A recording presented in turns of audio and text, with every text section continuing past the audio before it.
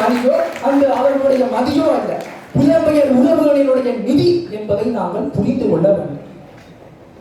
அடுத்ததாக ருவாண்டா என்கின்ற நாடு, இலங்கையை போன்றே ருட்சி இன முஸ்லிம் மக்களை அவர்கள் அடக்கி ஒடுக்கினார்கள். இனப்படுகொலை நடைபெற்றது. ஆனால் இன்று அந்த முஸ்லிம் மக்கள் இருப்பதற்கான தடையவே அந்த நாட்டில் இல்லை.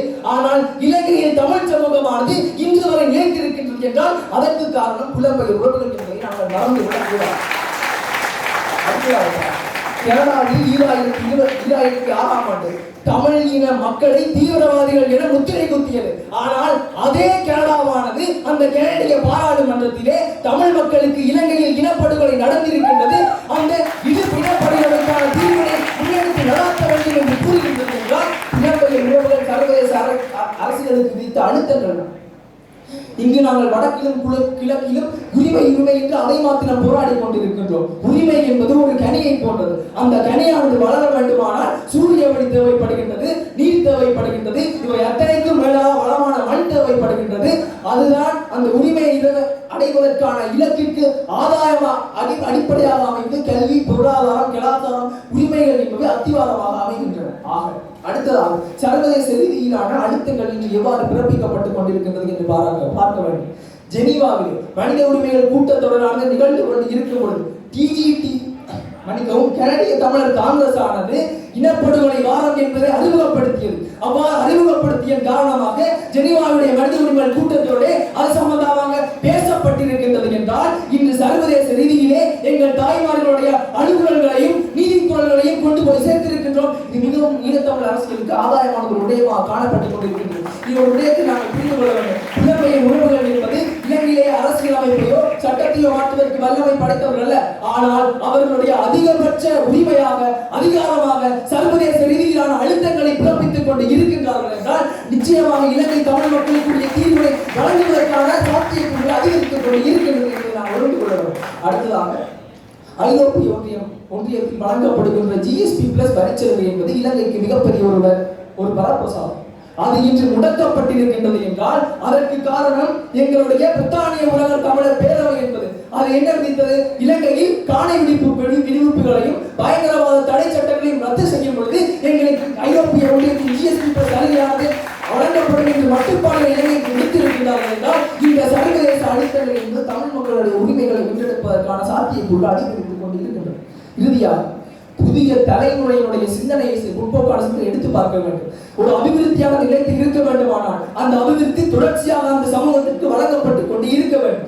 இன்று பேர்ல் ஸ்ரீலங்கா என்கின்ற அமைப்பினை செல்வம் மரியதாஸ் என்கின்ற இளைஞரான ஆரம்பித்து கனடா, கென்யா, பிரித்தானியா என அனைத்து நாடுகளிலும் 100க்கும் மேற்பட்ட தமிழ் பாடசாலைகளை அமைத்து அதனோட தமிழ் ஈழ வரலாற்றினை கற்பித்துக் கொண்டு இருக்கின்றார்கள் என்றால் இன்றைய புதிய தலைமுறைக்கு எங்களுடைய தமிழீழ உணர்வுகளால் நடத்தப்பட்டுக் கொண்டிருக்கின்றது. அவர்கள் மூலமாகவும் எங்களுக்கு ஆதாயம் இருக்கின்றது என்று கூறி வாய்ப்புக்கு நன்றி பாராட்டி விடைபெறுகின்றேன்.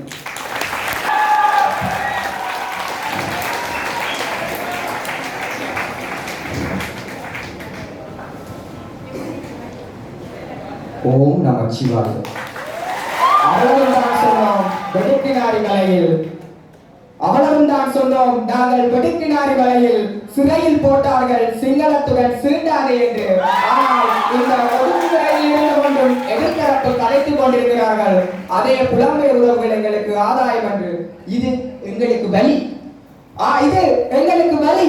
ஆனால் நீங்கள் கூறுகின்ற அந்த ஆதாயமான புலம்பெயர் உறவுகளுக்கு இது வெறுமனே செய்தி அவசியமான விவாதத்தின் தலைப்பு எம்மவர்களின் புலம்பெயர் உறவுகளால் ஈழத்தமிழ் அரசியலுக்கு பெரிதும் விளைவது ஆதாயமே இல்லை. அந்த வகையிலே நீங்கள் எங்களுடைய புலம்பெயர் உறவுகளாக இருக்கட்டும், ஈழத்தமிழ் அரசியலாக இருக்கட்டும், அதற்கான வரையறைகளை நாங்கள் ஏற்றுக்கொள்கின்றோம். ஆனால் எங்களுடைய ஈழத்தமிழ் அரசியலின் அடிப்படை என்றுவிட்டு நீங்கள் 3 விடயத்தை கட்டியெழுப்பினீர்கள். அது எங்கள் தரப்பில் இருந்து மறுக்கின்றோம். ஏனென்றால் எங்களுடைய தமிழ் தேசியம் என்பது 5 கோள்களினால் உருவாக்கப்பட்டதாகும். மக்கள், பொருளாதாரம், பண்பாடு, நிலம், இனம் என்ற 5 அம்சங்களினூடாக உருவாக்கப்பட்டதுதான் எங்களுடைய தமிழ் தேசியமாக இருக்கின்றது. அதனையும் தாண்டி நீங்கள் தமிழ் தேசியம் என்பது வெறுமனே 3 கோட்டுக்குள் அடக்கிவிட்டு போவதற்கு அது ஒரு சிறுபிள்ளை விளையாட்டு அல்ல. எத்தனையோ போராட்டங்களும், எத்தனையோ நபர்களின் நிறுத்தங்களும், எத்தனையோ தாய்மார்களின் கண்ணீரையும் எடுத்த அந்த போராட்டத்தின் இலக்குகளும் அபிலாஷைகளும் வெறுமனே நீங்கள் கூறிவிட்டு சென்ற 3 விடயங்கள் அல்ல. களத்தில் இருந்து நான் சொல்கிறேன் கேளுங்கள். சர்வதேச போர்க்குற்ற விசாரணை, சர்வ இன வாக்கெடுப்பு, காணாமலாக்கப்பட்டோருக்கான தீர்வு, பௌத்த மயமாக்கல் மற்றும் காணி அதிகரிப்புக்கான விடிவு, பொறுப்பு கூறல் மற்றும் தமிழர்களுக்கான ஒருமித்த குரலை உருவாக்கல், நிலையான நிதி கட்டமைப்பு, அரசியல் கைதிகளுக்கான விடுதலை, சுயநிர்ணய உரிமை, சர்வதேச போர்க்குற்ற விசாரணையை துரிதப்படுத்தல், இவை எங்களுடைய தமிழ் தேசிய அரசியலின் இலக்குகளாக இருக்கின்றன. இவை அனைத்தும் ஒப்பொழுது ஒரு கோட்டிலே நின்று அதற்கான தீர்வுகள் கிடைக்கப்பெறுகிறதோ அப்போது நாங்கள் ஒத்துக்கொள்கிறோம். உங்களுடைய புலம்பெயர் உறவுகள் எங்களுக்கு ஆதாயம் என்ற விடயத்தில் எதிர்த்தரப்பு ஒரு விடயத்தை கவனிக்க வேண்டும். நீங்கள் வந்து கும்பாபிஷ அறிக்கைகளோடு அவர்கள் செய்த உதவிகளை சொல்லிவிட்டு போனீர்கள். அவையெல்லாம் இங்கே ஆதாயம் இல்லை. ஆய்கள் சொல்கின்றவை நிவாரணங்களும் உதவிகளும் தான். ஆதாயம் என்பது நிகர லாபம், அதாவது அந்த வரவு என்பது செலவை தாண்டிய நிகர லாபம் தான் இங்கே ஆதாயம். அந்த ஆதாயமானது எப்பொழுதும் எதிர்கால நிலைத்திருப்பதற்காகவும் எதிர்கால நிலையை பேணுவதாக இருக்கின்ற பட்சத்திலே தான் அது ஆதாயமாக இருக்க வேண்டும். சகோதரர்களே, ஒரே ஒரு விடயம் தான். 2009க்கு பின்னர் சிங்கள பெருந்தேசியவாதமும் சிங்கள மக்களும் ஏன் எங்களுடைய சர்வதேசமும் நம்பிக்கொண்டிருந்தது எங்களுடைய தமிழ் மக்களுடைய போராட்டம் மௌனிக்கப்பட்டு விட்டது என்று. ஆனால் எங்களுடைய ஒரு கால தேசிய தலைமைகள் சொன்னதற்காக எங்களுடைய மக்கள் தாயகத்திலிருந்து நம்பினார்கள். எங்களுடைய அரசியல் போராட்டம் என்கின்ற இந்த அஞ்சல் ஓட்டத்தின் அஞ்சல் கோல் அங்கே புலம்பெயர் உறவுகளுக்கு கையளிக்கப்பட்டதாக நம்பினார்கள். சகோதரர்களே, இவ்வளவு போர் கட்டி ஆண்ட நாங்கள் எங்களுடைய அஞ்சல் கோள்களை வெறுமனவே கையளித்து விட்டு செல்லவில்லை. புலம்பெயர் உறவுகளுக்கு அந்த பொறுப்புகளுடன் எங்களுடைய அஞ்சல் கோலை கடத்தி விட்டு சென்றோம். அந்த பொறுப்புகள் தெரியாமல் பேசிக் கொண்டிருக்கிறீர்கள். அதையும் நானே சொல்கிறேன், அவைகளை கேட்டுக்கொள்ளுங்கள். தங்களுக்கிடையே ஒருங்கிணைந்த அரசியலை பின்பற்றுதல். இரண்டாவது, தாயகத்தில் நிலவும் கட்சி அரசியல் முரண்பாடுகளுக்குள் மாட்டுப்படாமல் தமது பதவிகளை முன்னெடுத்தல். தமிழ் மக்களுக்கு என ஒரு வெளிநாட்டு கொள்கையையும் அதனை நடைமுறையில் செயற்படுத்துவதற்கான ராஜதந்திர வழியை உருவாக்குதல். தமிழர்களுடைய தனித்துவமான கல்வியை மேம்படுத்துவதற்கான சர்வதேச பொறிமுறையை உருவாக்குதல். ஐந்தாவது, தமிழர்களுக்கான நிலைபெறான பொருளாதார கட்டமைப்பினை நிறுவுதல் என்று நாங்கள் அவர்களுக்கு பொறுப்பு கட்டணங்கள் அஞ்சல் கோல்களை கலத்திவிட்டு சென்றோம். ஆனால் நீங்கள் அந்த பொறுப்புகளுடன் எங்கள் அஞ்சல் ஓட்டத்தில் ஓடவில்லை என்பதற்காக எனது மாமனாக இருந்தாலும் சரி, மச்சானாக இருந்தாலும் சரி, அவன் செய்ததை என்பதற்காக இந்த அவையிலே வந்து நான் பேசிக் கொண்டிருக்கிறேன் என்றால் எங்களுடைய தரப்புகள் அந்த பொறுப்பில் இருக்க வேண்டும் என்பதற்காகத்தான் நாங்கள் அவர்கள் செய்த பிள்ளையையும் ஆதாயமில்லை என்று கூறுகிறோம். அந்த வகையிலே எங்களுடைய வாதமானது 3 வியூகங்களில் கட்டமைக்கப்படுகின்றது. முதலாவது வியூகம் தமிழ் தேசிய அரசியலின் இலக்குகளும் அதனை நிறைவேற்ற முடியாமைக்கான புலம்பெயர் உறவுகளின் இயலாமை. இரண்டாவது, புலத்தில் வாழும் ஈழத்தமிழர்களுக்கும் புலம்பெயர்ந்து வாழும் ஈழத்தமிழர்களுக்கும் இடையிலான கோட்பாடு சார் சிறுவேற்றுமை. மூன்றாவது, காலதாமதத்தின் விளைவால் புலம்பெயர் உறவுகளின் சிந்தனை சார் மாற்றம் என்கின்ற 3 வியூகங்களின் அடிப்படையில் எங்களுடைய வாதம் கட்டமைக்கப்பட இருக்கின்றது. ஒரே ஒரு விடயம், எங்களுடைய புலம்பெயர் உறவுகள் சர்வதேச ரீதியில் எங்களுக்கான நீதிகளை பெற்றுத் தருவார்கள் என்பதை எதிர்த்தரப்பிலிருந்து நீங்கள் கூறிவிட்டு செய்தீர்கள். எப்பொழுது நாங்கள் ஒருங்கிணைந்து ஒற்றையாட்சியிலே ஒன்றாக இருக்கின்றோமோ அப்பொழுதுதான் எங்களுடைய தீர்வுகள் கிடைக்கப்பெறும். நான் ஒற்றையாட்சி என்று சொன்னது எங்களுடைய புலம்பெயர் உறவுகள் தனித்து அனைவரும் சேர்ந்து கூட்டாக நிற்க வேண்டும் என்று. ஆனால் உங்களுக்குள்ளேயே நாடு கடந்த தமிழீழம் என்கிறீர்கள், சிடிசி என்கிறீர்கள், டிசிசி என்கிறீர்கள், என்கிறீர்கள். இல்லை, எனக்கு விளங்கவில்லை. நீங்கள் இவ்வளவு பிரிவுகளாக இருந்து கொண்டு ஒரு பிரிவு செய்வது இன்னொரு பிரிவுக்கு பிடிக்காது, ஒரு பிரிவு செய்வது இன்னொரு பிரிவுக்கு தெரியாது. இவர்கள் இருவரும் என்ன செய்கின்றார்கள் என்று எங்களுக்கே தெரியாது. இது அவர்களுக்கு எழுந்த கேள்வி மட்டுமல்ல, எனக்கு எழுந்த கேள்வி மட்டுமல்ல, அந்த தமிழ் அவைக்கே எழுந்த கேள்வி என்னவென்றால் எங்களுடைய தமிழ் மக்களுடைய அடிப்படை பிரச்சனைகள் என்னவென்று தெரியாமல் அதுக்கு நீங்களே தீர்வு வர வேண்டும் ஒரு பிரகடனம் கொண்டு வருவீர்கள். அதற்கு இமாலய பிரகடனம் என்று பெயர் அந்த நல்லூரிலே கடைக்கிறீர்கள். ஆரோக்கிய ஐயா கேட்டது போலதான் நான் கேட்கின்றேன். எங்களுக்கு எங்களுடைய தீர்வு வரைவு தெரியாமல், எங்களுடைய பிரச்சனை அடிப்படை தெரியாமல் எங்களுக்கான பிரகடனத்தை கொண்டு வருவதற்கு நீங்கள் யார்? ஒரு விடயத்தோடு அவையை முடித்துக் கொள்கிறேன். என்னவென்றால், முட்டை உள்ளே இருந்து உடைக்கப்பட்டால் அது ஜனனம், வெளியே இருந்து உடைக்கப்பட்டால் அது மரணம்.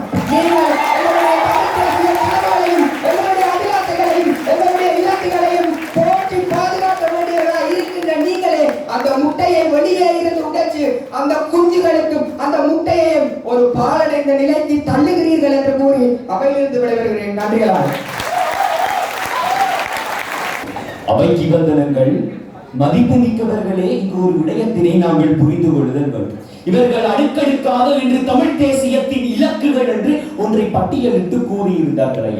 அரசியல் யாப்பை எடுத்துக்கொள்ளும். அரசியல் யாப்பின் அடிப்படையில் அவை அனைத்தும் உரிமைகள் சார்ந்த வட்டத்திற்குள் முடக்கப்படுவது ஈழத்தமிழ் அரசியல் அல்ல.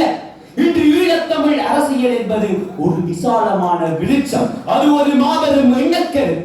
வரப்புயர நீருயரும், நீருயர நெல்லுயரும், நெல்லுயர குடியுயரும், குடியுயர கோளுயரும். அந்த கோளுயரும் போது கோளுயர்வான் அடிப்படையில் இந்த கோணானது ஈழத்தமிழ் அரசியலாக காணப்படும் பட்சத்தில் அது அனைத்தும் வளர வேண்டும் என்றால் இன்று அடிப்படையில் ஒவ்வொரு கூறுமே வளர வேண்டும். அந்த ஒவ்வொரு கூறுக்கும் உதவிகளை செய்து கொண்டிருக்கின்றார்கள் புலம்பெயர் தமிழர்கள். அது இன்று ஆதாயமாக அமையப் போகின்றது. அதுதான் எங்கள் வாதம். எடுத்து பார்க்க வேண்டும் ஐயா. ஈழத்தமிழர்களுடைய கல்வி நிலையை போர் முடிந்த பிற்பாடு வெறுமனே 687 தொழிற்பட நிலையில் உள்ள பாடசாலைகளை காணப்பட்டன. அதிலும் ஆசிரியர்கள் இல்லாமல் பல பாடசாலைகள் விரிச்சோடி போய் காணப்பட்டன. கணவர்களை இழந்தகம் சகோதரிமார்களின் பிள்ளைகள் கல்வி கற்க இயலாமல் கிளப்பை ஏந்த வேண்டிய சூழ்நிலைக்கு தள்ளப்பட்டார்கள். அரசாங்க பல்கலைக்கழகத்தின் அனுமதி வீதம் வெறுமனே 16.1 காணப்பட்டது.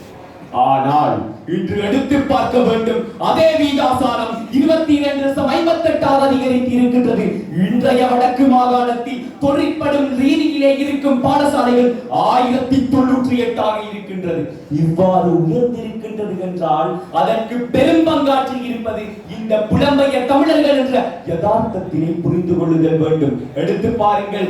ஜெர்மனியில் இருக்கும் புலம்பெயர் அமைப்புகள் வவுனியாவில் ஆசிபுரம், சிதம்பரபுரம் போன்ற பல இடங்களில் பின்தங்கிய பாடசாலைகளுக்கு கல்வி உபகரணங்களையும் கல்வி நிதியுதவிகளையும் வழங்கி இருக்கின்றார்கள். நோவா என்ற புலம்பெயர் அமைப்பானது மன்னார், கிளிநொச்சி மற்றும் முல்லைத்தீவு போன்ற மாகாணங்களில் பின்தங்கிய இடத்தில் இருக்கின்ற பாடசாலைகளுக்கு அனைத்து கல்வி வசதிகளையும் செய்து கொடுத்திருந்தது.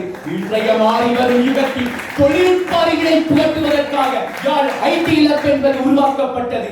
இவ்வாறு அனைத்து இளைஞர்களுக்குமான கல்வி ஒரு சிறந்த அரசியலின் அடிப்படை என்று மலாலா யூசுப்சாய் நோபல் பரிசு பெற்ற அவர் கூறுகின்றார். அதன் அடிப்படையில் தான் இன்றைய புலம்பெயர் தமிழர்கள் செய்து கொண்டிருக்கின்றார்கள். எதிர்கால அரசியல் தூண்களாக இருக்கும் இளைஞர்களுக்கு கல்வி போதிக்கின்றார்கள். அது இன்று எதிர்காலத்தில் வரும் ஈழத்தமிழ் அரசியலுக்கு ஆதாயமாக அமையப் போகின்றது என்பதை அவர் புரிந்து கொள்கிறது. அடுத்து எடுத்து பாருங்கள். பொருளாதாரம். இன்று திடமான பொருளாதாரமே ஒரு சிறந்த அரசியலுக்கும் அமைதிக்குமான வித்து என்று நோபல் பரிசு பெற்ற பொருளியலாளர் போல் சாமுவல்சன் கூறுகிறார். அந்த பொருளாதாரமானது போர் முடிந்ததன் பிற்பாடு 2009 எவ்வாறு காணப்பட்டது என்று எடுத்து பாருங்கள். மக்கள் புனர்வாழ்வு அளிக்கப்பட்டோர் என்று ஊனமுற்ற எங்கள் உறவுகளுக்கு முத்திரை குத்தி விட்டார்கள். அதே நேரம் போர் நடந்து கொண்டிருக்கும் நிலையில் நாங்கள் வடக்கு கிழக்கு தனிநாடாக செயல்பட்டுக் கொண்டிருந்தது. அதில் இருக்கின்ற முப்படையின் நிர்வாகம், வங்கி, வரி, வளவள பாதுகாப்பு என்று ஒரு நாட்டில் இருக்க வேண்டிய அனைத்தும் காணப்பட்டுக் கொண்டிருந்தது. நாம் எங்கள் உயிராக நேசித்த தமிழ் தேசியத்தையும் செய்து கொண்டிருக்க போராட்ட நிதியுதவிகளையும் வழங்கியது யார்?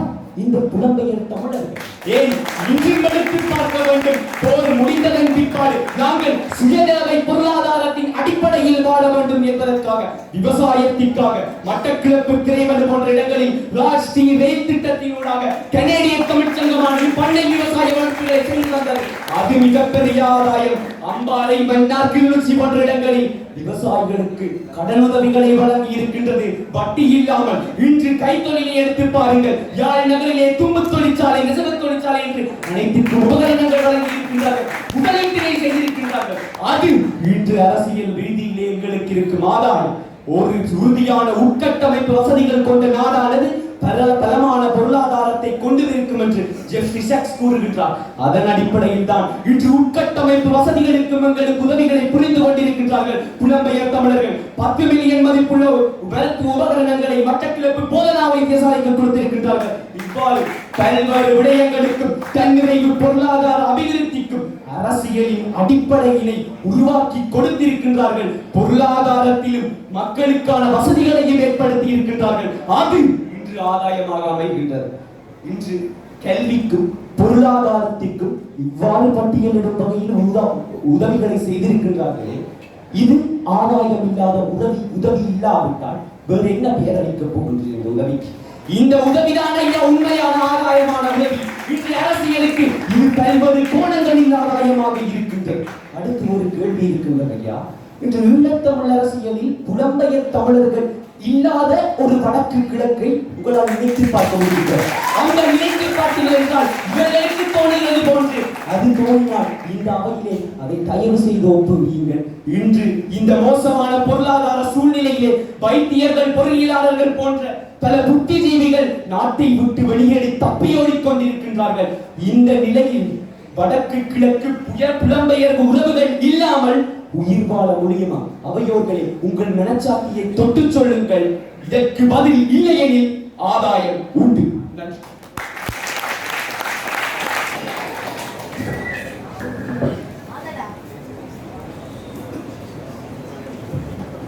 வீட்டுக்கு ஒருவர் என்று போராட அனுப்பிய காலம் போய் வீட்டுக்கு ஒருவரை வெளிநாடு அனுப்பினோம். பிரச்சனைக்கு தீர்வு கிடைக்கும் என்ற ஒரே ஒரு நம்பிக்கை. ஆனால் ஒன்றாக கிடந்த கட்சி 9ஆக போயிடுச்சு. இன்றைய நிலையில் எதிரணியின் இரண்டாவது விவாதி நன்றாக கும்பாபிஷேக பிரச்சனை அடுக்கி சென்றார். அவர் எங்களுக்கு வந்த நிவாரணங்களையும் சலுகைகளையும் எவ்வாறு அனுப்பிக்கிறோம் தன்னுடைய பேச்சிலே சொல்வார். நாங்கள் வேலை வாய்ப்பை கொடுக்கின்றோம், நாங்கள் உங்களுக்கு என்ன தரவில்லை, சம்பளத்தை தருகின்றோம், உங்களுக்கு உங்களுடைய பிரச்சனைகளுக்கான தீர்வை தருகின்றோம் என்று பட்டியலிட்டார். பேங்கை தருகின்றோம், கல்விக்கான தேவையை நிறைவு செய்கின்றோம், உங்களுடைய மாணவர்களுடைய கல்வி தேவைக்கான பல்வேறுபட்ட அபிவிருத்தியை செய்கின்றோம், பாடசாலைக்கு கட்டடம் கட்டி கொடுக்கிறோம். ஜனங்களுக்கு கிடைத்தது. நீங்கள் புலம்பெயர்ந்தவர்களை ஆதாயம் என்பீர்கள் என்றால் நான் சொல்வேன், சிங்கள பெருந்தேசியவாதம் பொருளாதார ரீதியில் எங்களுக்கு ஆதாயம் தான். நான் கூறுவது என்னவென்றால் கனடா எங்களுக்கு விதித்த போர்க்குற்றம் என்றதை கூறினீர்கள். ஆனால் அவர்களில் விதித்த போர்க்குற்றம் என்று வெறுமனையே சிங்கள பெருந்தேசியவாதத்துக்கு மட்டுமில்லை. என்று கஜேந்திரன் எம்பியாக இருக்கட்டும், சிவாஜி லிங்கமாக இருக்கட்டும், அவர்கள் கூட எங்கள் பிரஜைகள், தமிழ் இனத்தின் பிரஜைகள் கூட இன்று கனடாவுக்கு செல்ல முடியாத நிலை இருக்கின்றது. ஏனென்றால் அவர்களும் போர்க்குற்றம் என்ற ரீதியிலே அவர்கள் ஒடுக்கப்பட்ட நிலையில் தான் இருக்கின்றார்கள் என்பதை நீங்கள் அறிந்து கொள்ள வேண்டும். கனடா என்ற ஒரு நாட்டின் செயற்பாடுகள் அனைத்தும் சுயநல, சுய அரசியல். இது தமிழ் தினத்தை, தமிழரை, தமிழரசியலை சுத்தமாத்து விடுகின்ற பேர். நான் கூறுகின்றேன், உங்களுக்கு பட்டியல்படுத்துகின்றேன். புலம்பெயர் தமிழர்கள் செய்ய வேண்டிய வேலைகளை பட்டியல்படுத்துகின்றேன். இதுவரை காலமும் புலம்பெயர் தமிழர் ஒரு தேசிய நிர்மாண பொது நிதியம் ஒன்றை அமைக்க முடியவில்லை. உத்தியோகபூர்வமாக சர்வதேசத்தில் இனப்படுகொலை என்பதை நிரூபிக்க முடியவில்லை. சர்வதேச தீர்வு ஒன்றை பெற்றுத்தருகிறோம் என்கிறார்கள். அதை ஒழுங்காக பெற்றுக் கொடுக்கவும் பக்கெட் நிற்கின்றார்கள். சட்டபூர்வமாக இடையூறாக களம் ஒன்றை அமைக்கவில்லை. பொது ஆவண காப்பகம் அமைக்கவில்லை. ஆனால் மண்டதீவிலே கோயில் அமைப்பார்கள். பொது வங்கி அமைக்கவில்லை. ஆசாவிலே அல் ஜசீரா என்ற ஒரு ஊடகம் அந்த நாட்டு இனப்பிரச்சனையை வெளியிடத்தை செய்கின்றது. எங்களுடைய நாட்டிலே துவாரகா ஒரு பெண்ணொருவரை கொண்டு வந்து அவரை துவாரகா என்று சித்தரிப்பார்கள். சித்தரித்து போட்டு அவரை ஆதரிங்கள் என்பார்கள். அவரால் எங்களுடைய தலைமை என்பார்கள். அடுத்த நாள் வருவார்கள், இவரை ஆதரிக்காதீர்கள், இவர் போலியானவர், நான் இன்னொருவரை காட்டுகிறேன், இவரை ஆதரிக்கிறேன். இப்படி உங்களுடைய ஒவ்வொரு பேர்களும் உங்களிடம் இருக்கின்ற ஒவ்வொரு பிளவுகளும் உண்மை எவ்வாறு சித்தரித்து காட்டுகின்றன என்பதை கூறுகின்றீர்கள். என்னோட விடயம் கூறினார், எங்கள் தமிழ் இது 2009ஆம் ஆண்டிலே நாங்கள் படையெடுத்து போராடினோம் என்றெல்லாம் கூறினார்கள். அதற்கான நிதி எல்லாம் எங்களிடம் இருந்தது என்கிறார்கள். நான் ஒன்றை கூற விரும்புகிறேன், 25 விதமான நிதி எங்கள் புலத்தில் இருந்தது. அதை திருடிய சிங்கள இராணுவத்தையும் மஹிந்த ராஜபக்சவையும் துரோகி என்றீர்கள், கள்ளர் என்றீர்கள். இன்னொன்றை கூறுகின்றேன், 75% முதலீடுகள் புலம்பெயர் தேசத்தில் இருந்தது.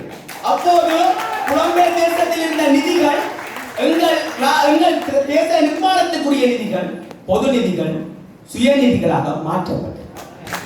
உங்களை துரோகி என்பதா அல்லது உறவு என்பதா, உங்களை மறித்து விட்டு போ என்பதா? அந்த நிதியின் ஒரு பங்கைத்தான் நீங்கள் செலவிடுகின்றீர்கள். அந்த செலவை கூட என்னால் ஏற்றுக்கொள்ள முடியாது இருக்கின்றது. நீங்கள் செலவழிக்கின்ற ஒவ்வொரு பணமும் எனக்கு என்ன எவ்வாறு அடைகின்றது என்றால் அதிலும் சிக்கல் இருக்கின்றது. நீங்கள் கூறுகின்றீர்கள் சென்னையின் வாழைப்பட கணக்கு தான். அவர்கள் கூறுவார்கள் ஒரு அமைப்பின் மூலம் அவங்களுக்கு நிதியை கொண்டு வந்து தருவார்கள், இன்னொரு அமைப்பின் மூலம் அதிகாரிக்கு நிதியை கொண்டு வந்து தருவார்கள். குறிப்போடு சொல்வார்கள் ஒரு பேப்பரில் வரும் இருவரும் நிதி கொடுத்தார்கள், இதனால் எங்களுக்கு லாபம் ஆதாயம், அவர்களை கடவுளிடம் கும்பிடுவோம். அவ்வளவுதான் இது நடக்கின்றது. எங்கள் இனப்படுகொலையை மேற்கொண்ட மஹிந்த ராஜபக்ச அரசு எங்கள் இனப்படுகொலைக்கு மூல காரணமாக பிக்க பிக்குகள் இவர்கள் அனைவரையும் கூட்டி வைத்து எழுதுகிறார்களாம் பிரகடனம், இமாலய பிரகடனம். அதன் மூலம் கூற வருவது என்னவென்றால் எங்கள் 30 வருட அரசியலின் சுயநிர்ணய உரிமையை நாங்கள் இழப்போம், இன நல்லிணக்கத்தை பேணுவோம், பத நல்லிணக்கத்தை பேணுவோம், எங்கள் வடக்குநாரை மலையை இடித்துவிட்டு சிங்கள பூத்த விகாரை கட்டுவோம், பிரச்சனை இல்லை. மற்றது ஈழத்தமிழர் என்ற அடையாளத்தை நிறுத்திவிட்டு இலங்கை தமிழராக ஒன்றிணைந்து சிங்கள பெருந்தேசியவாதத்தை ஏற்று பொறுப்படைக்குள் வருவோம். அதுதான் இன்றைய அரசியலும், அதுதான் எங்களுடைய புலம்பெயர் தமிழர்கள் செய்கின்ற இமாலய பிறகு. அடுத்த ஒரு விடயத்தை கூறுகின்றேன். எங்களுடைய புலம்பெயர் தமிழர்கள் எவ்வாறு இருக்கின்றார்கள் என்றால் இன்று அவர்கள் எம்மை புலம்பெயர் தேசத்திற்கு எடுத்துச் செல்கிறார். ஒன்றை கூறுகின்றேன், இன்று நமது தேசத்திலே மாணவர்களை எடுத்துக்கொண்டால் தரமையிலே சொல்வார்கள் ஜனாதிபதியாக வேண்டும் என்று, ஓரங்களிலே சொல்வார்கள் நல்ல உயிரியல் படித்து நல்ல டாக்டராகி இந்த நாட்டிற்கும் சமூகத்திற்கும் தமிழ் சமூகத்தை பிரதிநிதித்துவப்படுத்த வேண்டும் என்றார்கள்.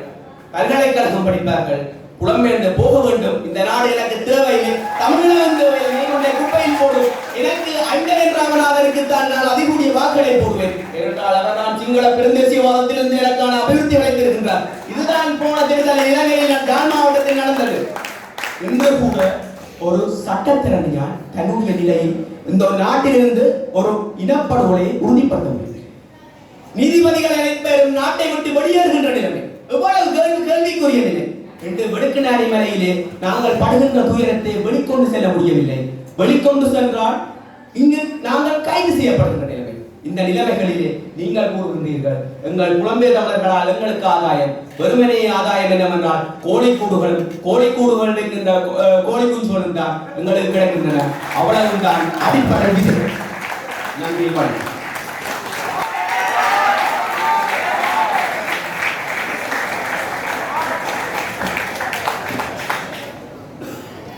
சபைக்கு வந்தனங்கள், மதிப்புமிக்கவர்களே, அவ்வாறே எட்டி பார்த்தீர்கள் என்றால் அங்கு திறன் என்ற திட்டத்திற்கு அமைவாக ஒரு மைதானத்தை கட்டி அதை இந்த மாணவர்களுக்கு இலவசமாக வழங்கியிருக்கிறார். சுமார் 28 மில்லியன் ரூபாய் UK பழைய மாணவர் சங்கத்தினரால் செலவழிக்கப்பட்டு உங்களுக்கு ஒரு மைதானத்தை கட்டி கொடுத்து விளையாடுகளுக்கு கொடுத்திருக்கின்றார்கள். இது உங்களுக்கு லாபமான நன்மைதானே? அடிப்படையில் நடந்து கொண்டிருக்கும் பிரச்சனை என்னவென்றால் மதிப்புமிக்கவர்களே, இவர்கள் வரும் உதவிகளை எல்லாம் சுகபோகமாக அனுபவித்துவிட்டு இவர்கள் தான் குற்றவாளிகள், இவர்கள் ஆரம்பத்திலிருந்து வருவோமே. இன்று இவர்களுக்குரிய பிரச்சனை என்னவென்றால் சர்வதேச தமிழர்கள் இங்கிருந்து சென்றார்கள், நாங்கள் அவர்களை அனுப்பி வைத்தோம், எங்கள் உரிமைகளை பெற்று வாருங்கள் என்று. உரிமைகளை சர்வதேச நாடுகள் அவர்கள் கையில் வைத்துக் கொண்டிருக்கவில்லை, பெற்று கொண்டு வருவதற்கு. அவர்கள் செய்ய ஆதாயங்களை கூறி கேளுங்கள். முதலாவதாக 2009 போர் முடிந்தது, உங்களை எந்த ஒரு பெரும்பான்மை அரசாங்கம் கவனிப்பாரற்று கிடந்தீர்கள், சிதைந்து போய் கிடந்தீர்கள். அடுத்த 15 வருட காலம் கழித்தும் இன்றும் ஈழத் திருநாட்டில் தமிழனாக வாழும் நிலைமை உங்களுக்கு இருக்கிறது என்றால் அதற்கு காரணம் எங்கள் புலம்பெயர் உறவுகள்.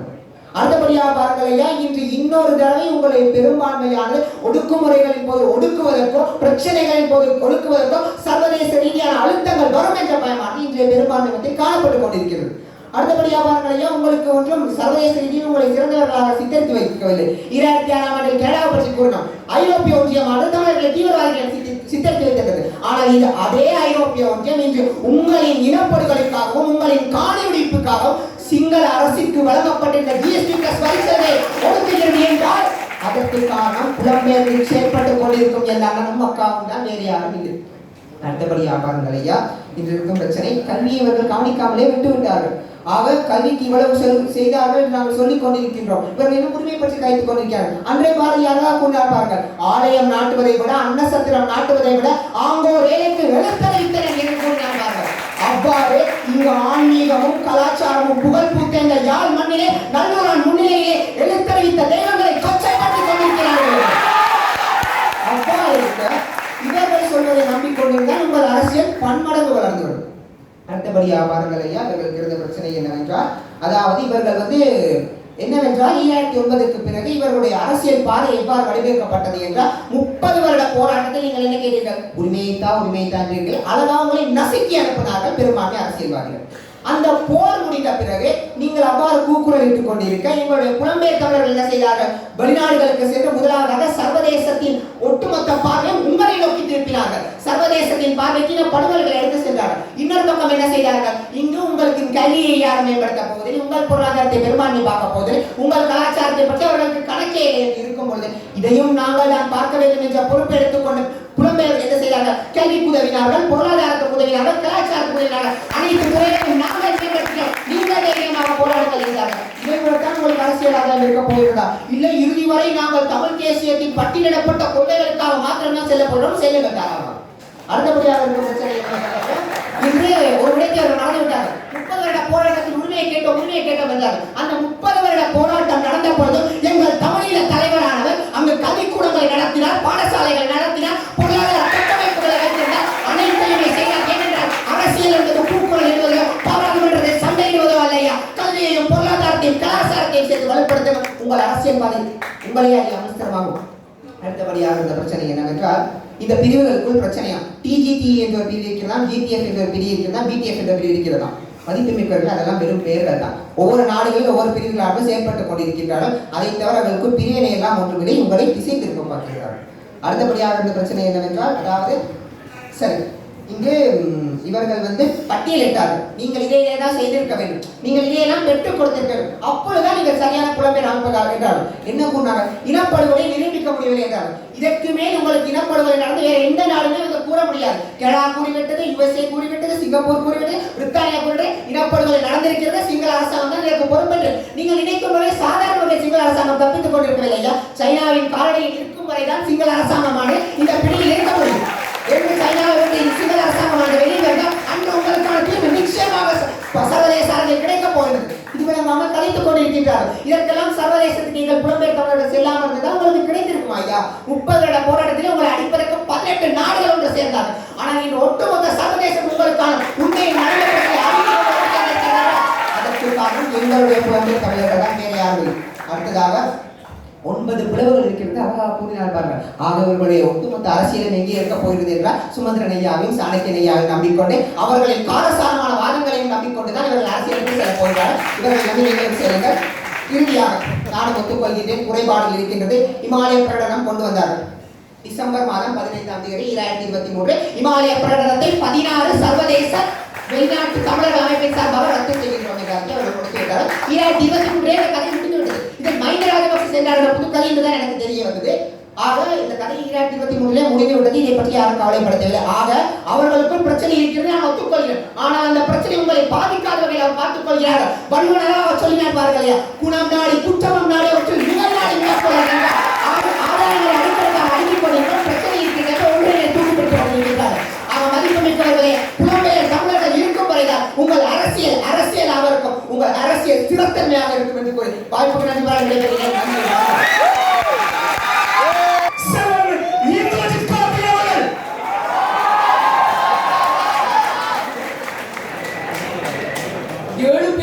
விடுதலை பற்றி தீர்வு இல்லை, மீனவர்களுடைய பிரச்சனைக்கு ஏதுமே இல்லை, சர்வதேசத்திலும் எங்களுக்கான தீர்வு இல்லை, தீபாவளிக்கு வருகிறது வந்து கொண்டு இருக்கின்றது, அதற்கும் எனக்கு தீர்வு இல்லை, சர்வதேச சமூகமே உன்னால் எனக்கு ஆதாயமே இல்லை, அவைக்கு என்னுடைய வந்தர்கள்.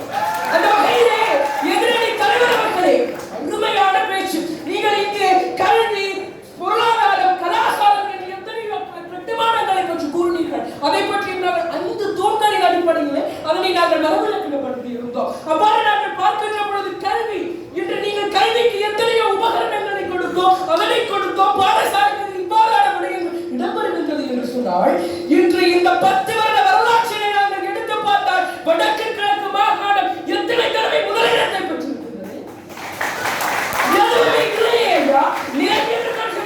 அங்கு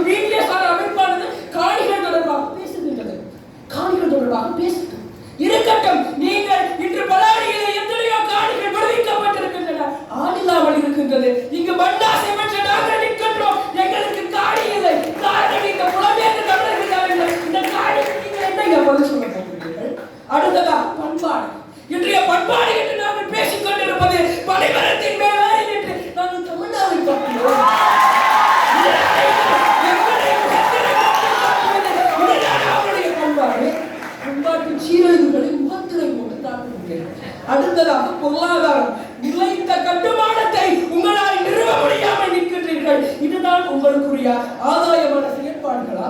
இல்லவே இல்லை. கனேடியாவிலே இனப்படுகொலை நடாத்தியதை பற்றி நாங்கள் பேசியிருக்கின்றோம். இதே மேயர் தான் 2021 கனடாவிலே இனப்படுகொலை பற்றிய பேச்சுவார்த்தையை முதலாக எடுத்தவர். இங்கு இருக்கின்ற தகவல் என்னவென்றால் உலக தமிழ் பேரவை, GTF மற்றும் கனேடிய தமிழ் காங்கிரசும் தமிழ் மக்களினுடைய அபிலாசைகளை குறைப்பதற்கும் உட்படுத்தப்படும் இலங்கையினுடைய யுத்த குற்றவாளிகளை காப்பாற்றுவதற்குமான யோசனைகளை சமர்ப்பித்துள்ளனர். நீங்கள் கூறுகின்ற அதே CPC இன்று என்னத்தை செய்து கொண்டிருக்கின்றது என்று சொன்னால் தப்பிக்க வைத்துக் கொண்டிருக்கின்றது. இதுதான் எங்களுடைய ஈழத்தமிழ் அரசுகளுக்கு ஆதாயமாக இருக்கின்றதுவா என்றால் இல்லை. அபிவிருத்தியினுடைய கட்டுமானங்களுக்கு நாங்கள் ஆதாரம் இருக்கட்டும். அவ்வாறு இருந்தால் இதற்கு ஐயா பாராளுமன்ற தேர்தலிலே 66,000 வாக்குகளை எங்களுடைய மக்கள் அபிவிருத்தி அரசியலுக்கு யாழில் கனவு என்று போனார்கள். அதற்கான காரணம் என்ன? ஆகவே நீங்கள் செய்திருக்கிறது ஒன்றுமே இல்லை. அடுத்ததாக என்னுடைய திடல் அமைப்பை பற்றி கூறுகிறீர்கள். இருக்கட்டும், நீங்கள் ஒரு பாடசாலையை பற்றி பேசிக் கொண்டிருக்கின்றீர்கள். நாங்கள் மீதியாக இருக்கின்ற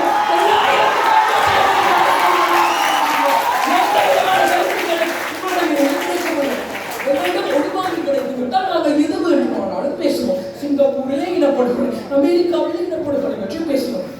மன்றில் இருப்பவர்களுக்கு அறிவு இருக்கின்றது. அதை முதலாவதாக புரிந்து கொள்ளுங்கள். கல்விக்காக இத்தனையாவுடைய செய்திருக்கிறீர்கள். நீங்கள் எங்களை எனக்கு வைத்துவிட்டு சென்றவர்கள். எங்களுக்கான மட்டுப்படுத்திகளை செலவழிக்க வேண்டும். அதற்காக ஜெர்மனியிலிருந்து கல்வி உபகரணங்கள் அனுப்புங்கள், மருத்துவ உபகரணங்களை ஆதார வைத்தியசாலைக்கு கொடுங்கள், உணவற்றவர்களுக்கு உணவு கொடுங்கள், ஊனமற்றவர்களுக்கு கொடுக்கின்றீர்கள் என்றால் அந்த அடக பணத்தை கூட என்னால் வைத்துக் கொண்டு போட்ட முதலை கூட கணித்துக் கொள்ள முடியவில்லை என்றால் இதுதான் நீங்கள் இங்கு செய்து கொண்டிருக்கும் விடயங்கள். அடுத்ததாக தொழிற்பேட்டைகளை பற்றி கணித்தீர்கள். அன்றைய காலத்தில் 2009 அலுமினிய ஃபேக்டரி, ஆடை ஃபேக்டரி, ஆடை தொழிற்சாலைகள், சீமெண்ட் தொழிற்சாலைகள், கண்ணாடி தொழிற்சாலைகள் இருந்தன. இன்று இருக்கின்றது. இந்த விதமான விடயங்களும் இல்லை. எங்களுடைய புதிய தலைமுறையினை நாங்கள் வலுச்சேர்க்க வேண்டும். எவ்வாறு வழிகாட்டு மோகத்தை காட்டி வலுச்சேர்க்க போகிறீர்களா? ஒவ்வொரு நாளைக்கு பெற்றோரோடு அடுத்த நாள் இல்லை.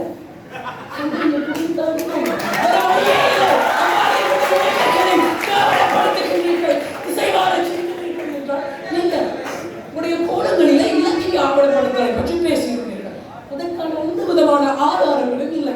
சோபா சக்தி போன்ற எழுத்தாளர்கள், நிர்மலா போன்ற எத்தனையோ பெயர் இன்று இலக்கியத்தினூடாக நீங்கள் சொல்கின்ற ஈழத்தமிழ் அரசு எதிராக செயல்பட்டுக் கொண்டுதான் இருக்கின்றார்கள். இன்று வீட்டிற்காகவும் இருக்கலாம், சைக்கிளுக்கான நிதியை நீங்கள் கொடுக்கின்றீர்கள் என்கின்றீர்கள்.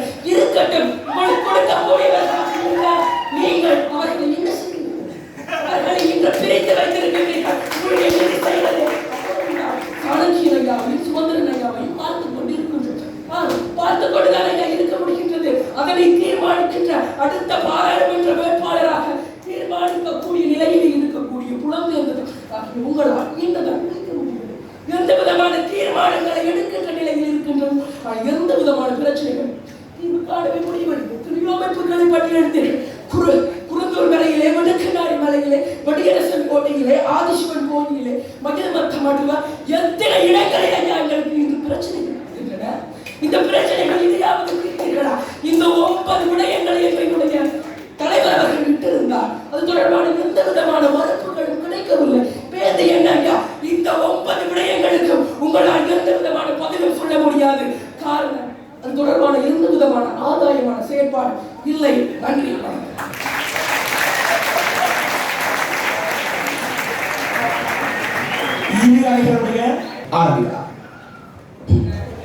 அவைக்கு வேண்டுமானவர் எதிர்த்தரப்பிலிருந்து பேசிய 3 பேர்களின் வாதத்திலும் என்ன வேறுபாடு இருக்கிறது என்றால் கண்டுபிடிக்க முடியவில்லை.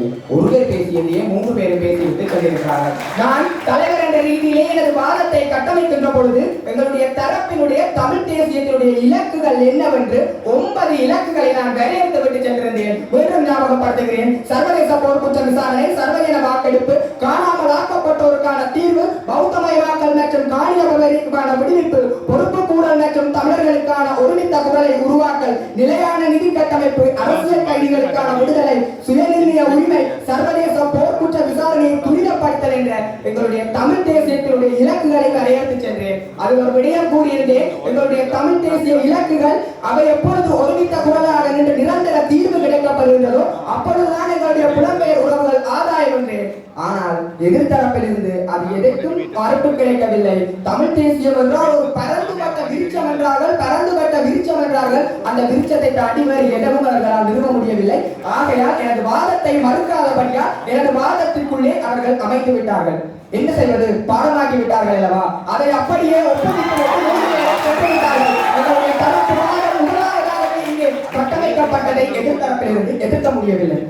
அதனையும் தாண்டி நாங்கள் எங்களுடைய தமிழ் மக்களுடைய புலம்பெயர் உறவுகளுக்கு என்னென்ன பொறுப்புகள் இருக்க வேண்டும் என்று 5 பொறுப்புகளை நாங்கள் இங்கே வரையறுத்து விட்டுகின்றோம். அந்த பொறுப்புகளினூடாக அவர்கள் அதை ஒருமித்த குரலாக நின்று நிறைவேற்றுகின்ற பொழுதுதான் எங்களுக்கு அது ஆதாயமாக இருக்கும் என்று நாங்கள் இந்த சபையிலே அதனை தெளிவுபடுத்தி இருந்தோம். ஆனால் அது தொடர்பான எந்தவித விடயங்களும் எதிர்த்தரப்பிலிருந்து கிடைக்கப்படவில்லை. ஒரு விடயம் கூறினார்கள், இதே புலம்பெயர் உறவுகள் தான் 2009 முன்னர் போராட்டங்களுக்கு நிதி வழங்கினார் என்று. சகோதரர்களே, புலம்பெயர் உறவுகள் மட்டுமில்லை, அப்பொழுது இந்த அரசியல்வாதிகளும் சரியாக செய்யப்பட வேண்டும். ஏனென்றால் அப்போது இருந்த தலைமை அப்படி. அப்போதே அவர்கள் செய்தது நம்முடைய உண்மையை வெளிப்படுத்துவதற்காக இல்லை. அப்பொழுது துப்பாக்கிகளில் இருந்த தோட்டாக்களுக்கு பயந்து செயல்பட்டார்கள். எப்பொழுது எங்களுடைய போராட்டம் கவனிக்கப்பட்டதோ, எப்பொழுது எங்களுடைய ஒரு சரியான தலைமை இல்லாமல் போனதோ, எப்பொழுது அண்ணங்களுக்கு திண்ணை காலியாகும் என்று பார்த்து கொண்டிருந்து எங்களுடைய அனைத்து விடயங்களையும் பொறுப்படுத்த வேண்டிய நீங்களே தவறி இருக்கிறீர்கள் என்பதைத்தான் நாங்கள் எங்களுடைய அறிக்கையாக குறிப்பிட்டிருக்கிறோம். ஆனால் நீங்கள் செய்த வேலைகள் என்னவென்றால் வந்து கும்பாபிஷேக அறிக்கை வாசித்தல் மட்டும்தான். உங்களிடம் பிழை இல்லை. ஏனென்றால் புலம்பெயர் உறவுகளுடைய 80% நிதி கோயில்களுக்கு தானே செல்கின்றது. பின்னர் நீங்கள் கும்பாபிஷேக அறிக்கையை வாசிக்காமல் எங்களுடைய தமிழ் தேசியத்தினுடைய அரசியல் கட்டமைப்புகளை வலுப்படுத்தியது பற்றியா பேசிக் கொண்டிருப்பீர்கள்? அதையும் விட்டு விடுவோம். ஒரு விடயம், அவர் எங்களுக்கு ஒரு பொய்யை சுழைத்து விட்டு எதிர்த்தரப்பு செய்திருந்தால் நாங்கள் இன்று ஒடுக்குமுறை இல்லாமல் பேசிக் கொண்டிருக்கின்றோம் என்றால் எங்களுடைய புலம்பெயர் உறவுகள் காரணமாக இருக்கிறார்கள் என்று ஒரே ஒரு விடயம்தான். நாங்கள் இன்னும் திறந்த சிறைச்சாலையின் மத்தியிலே வாழ்ந்து கொண்டிருக்கின்றோம். எங்களுடைய அடிப்படையை உணர்த்த முடியாமல் இருக்கின்றோம். எல்லாத்தையும் விட்டு விடுவோம். நான் இந்த விவாதத்திற்கு பேசுவதற்கு கூட எந்தெந்த வார்த்தைகளை பேசக்கூடாது என்று சென்சர் பண்ணும் அளவுக்கு ஒரு பேச்சாளர் தனது கருத்துக்களை இந்த அவையிலே முன்வைக்க முடியாமல் இருக்கின்றது என்றால், விடுக்கினாரிலே நாங்கள் ஓம் நம சிவாயை சொல்ல முடியாமல் இருக்கின்றது என்றால், ஒரு பொங்கல் பொங்க முடியாமல் இருக்கின்றது என்றால், எங்களுடைய அடிப்படை காணிகளை எங்களால் விடுவிக்க முடியாமல் இருக்கின்றது என்றால் எனக்கு விளங்கவில்லை. இதற்கு பெயர் ஒடுக்குமுறை இல்லையோ என்னவோ தெரியவில்லை எதிர்த்தரப்பின் கலகலக்கத்தில் பண்ணி. ஆனால் நீங்கள் இல்லை இல்லை என்று எங்களுடைய அடிப்படை பிரச்சனைகளை எதையுமே நீங்கள் பேசவில்லை. அவையினருக்கு ஒரு சந்தேகம் எல்லாம், என்னடா இவர்கள் புலம்பெயர் உறவுகளை பேசிக் கொண்டிருக்கிறார்கள் என்று. ஒரே ஒரு விடயம் தான் சகோதரர்களே, அவர் ஒரு விடயம் சொன்னார், அதில் எனக்கு உடன்பாடு இல்லை. 2009 போராட்டத்திலே உங்களை நசுக்கப்பட்டார்கள் என்று.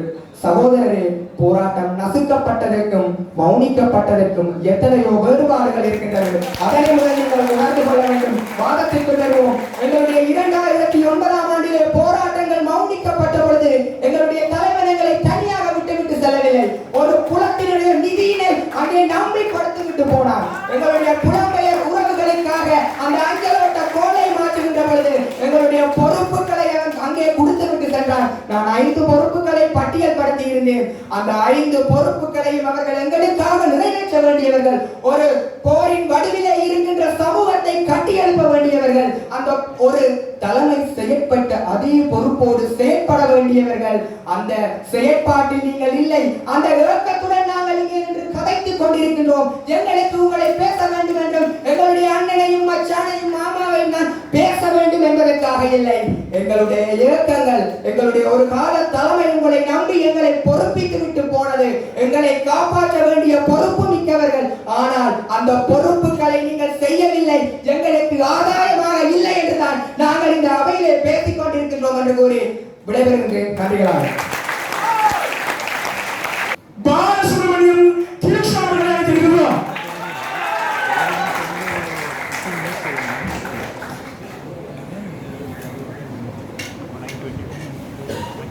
வழங்கிய அவையை மீண்டும் வழங்குவதில் மட்டற்ற நன்றி. இன்று இந்த தலைப்பினை உணர்ச்சி ரீதியாக ஆராய்வதற்கு முன்பாக சற்று தரவுகளையும் சிந்தனையும் மையப்படுத்தி ஆராய வேண்டும் என்பதுதான் என்னுடைய காரணம். இவர்களுடைய பிரச்சனை என்னவென்றால் கூறுகின்றார்கள் பாருங்கள், இன்று பௌத்தமயமாக்கல் பௌத்த மதமானது ஆக்கிரமிப்பு செய்து கொண்டிருக்கின்றது, வெடுக்கு நாளை மலைகின்றது. அதை கூறிய அவர்கள் தான் மீண்டும் கூறுகின்றார்கள், இன்று புலம்பெயர் உறவுகளானது வடக்கு கிழக்கில் ஆலயத்துக்கு நிதியினை வழங்கி கொட்டிக் கொண்டிருக்கின்றது என்கின்றார். அப்படி என்றால் நன்றாக புரிந்து கொள்ள வேண்டும்.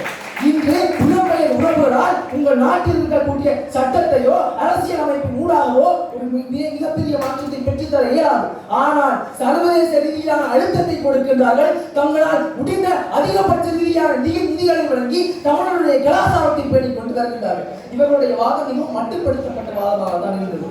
கூறினார்கள் சர்வதேச ரீதியிலான உண்மையிலேயே கிடைக்கவில்லை என்றார்கள். இரண்டாவது கூறினார்கள், நாங்கள் புலம்பெயர் உறவுகள் வழங்கிய கல்வி வசதிகளாகட்டும் சரி, பொருளாதார வசதிகளாகட்டும் சரி, அனைத்துமே பொருளற்றதாக காணப்படுகின்றது என்கின்றார்கள். கூறினார்கள் புலம்பெயர் அமைப்புகளிடையே ஊழல் காணப்பட்டுக் கொண்டு இருக்கின்றது.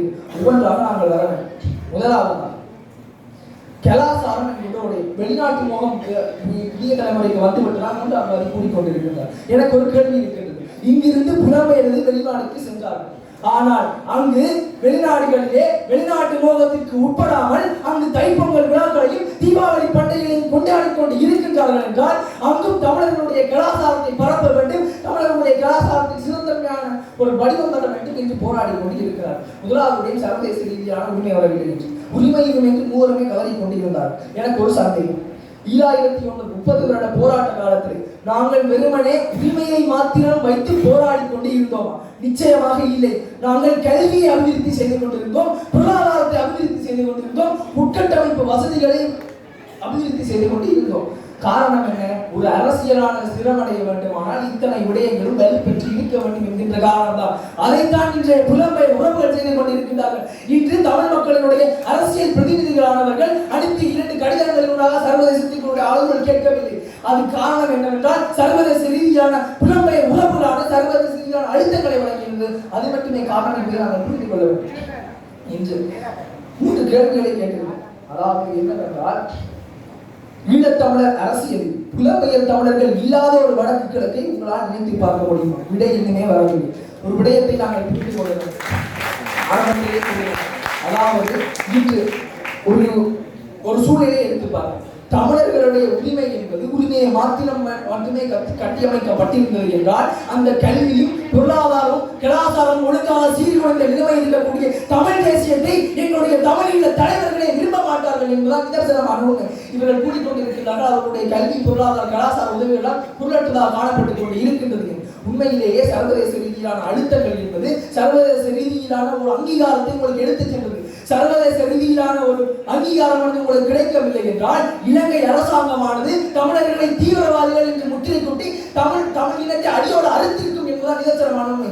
இன்றும் நாங்கள் நிலைத்திருடன் வாழ்ந்து கொண்டு இருக்கின்றது என்றால் நிச்சயமான காரணம் சர்வதேச ரீதியிலான அழுத்தங்கள். ஒரு விடயத்தை புரிந்து கொள்ள வேண்டும். ஈழத்தமிழ் அரசியல் இரண்டு அணியினரை ஒத்துக்கொண்ட விடயம் என்னவென்றால் தமிழ் தேசியம். அந்த தமிழ் தேசியமானது உயிர்ப்புடன் இருக்க வேண்டும் என்றால் முதலாவது தமிழ் குடிகள் திறமாக இருக்க வேண்டும். அந்த தமிழ் குடிகள் திறமாக இருக்க வேண்டும் என்றால் அடிப்படை சமூக கட்டமைப்புகள் வலுப்பெற்றிருக்க வேண்டும். அதை புலம்பெயர்ந்தவர்கள் அமைத்திருந்தார்கள். நாங்கள் அத்தனை உதாரணங்களையும் சமர்ப்பித்திருந்தோம். எங்களுடைய வாதங்களால் 6 தளங்களிலே கட்டியமைக்கப்பட்டிருந்தது. முதலாவதாக புரிந்த விடயம் என்னவென்றால் ஈழத்தமிழர் அரசியல் உயிர்ப்புடன் இருந்தது. சர்வதேச ரீதியிலான அழுத்தங்களின் மூலமாக இன்று வரை எவ்வாறு தமிழர்களாக நிலைத்திருக்கின்றார்கள் என்று கூறியிருந்தோம். இரண்டாவதாக கூடிய விடயம் என்னவென்றால் புதிய தலைமுறையினர் துணைத்தலை முற்போக்கான சிந்தனை இன்று கூறிக்கொண்டிருக்கின்றார்கள். புதிய தலைமுறை வெளிநாட்டு முகத்தில் அழைத்துக் கொண்டிருக்கின்றார்களாம். நாங்கள் உதாரணத்தை முன்வைத்தோம். இன்னும் எத்தனையோ இளைஞர் ரீதியான அமைப்புகளால் நடைமுறைப்படுத்தப்பட்டு தமிழீழ வரலாற்றினை முறையாக தமிழர்களை கற்பித்துக் கொண்டிருக்கின்றார்கள் என்று பல உதாரணங்களை முன்வைத்திருந்தோம். மூன்றாவதாக முன்வைத்திருந்தது என்னவென்றால் பொருளாதார மற்றும் உட்கட்டமைப்பு வசதிகள் தொடர்பான அபிவிருத்திகளை முன்வைத்திருந்தோம். கல்வி தொடர்பான அபிவிருத்திகளை முன்வைத்திருந்தோம். இது அனைத்தையுமான ஆதாரங்களை கூறியிருந்தோம். இவர்கள் வெறுமனை உணர்ச்சி என்கின்ற ஒரு விடயத்தினை மாற்றம் வைத்துக் கொண்டு உரிமையை மட்டும் காப்பாற்றிக் கொண்டு இருங்கள் என்று கூறுகிறார்கள். உண்மை என்னவென்றால் உங்களுடைய புலம்பெயர் இல்லாத இந்த உறவுகள் இல்லாத சமூகமானது உண்மையிலே உரிமையை மாத்திரம் வைத்துக் கொண்டு வளர முடியாது என்று கூறி வாய்ப்புக்கு நன்றி காட்டி விடைபெறுகிறேன்.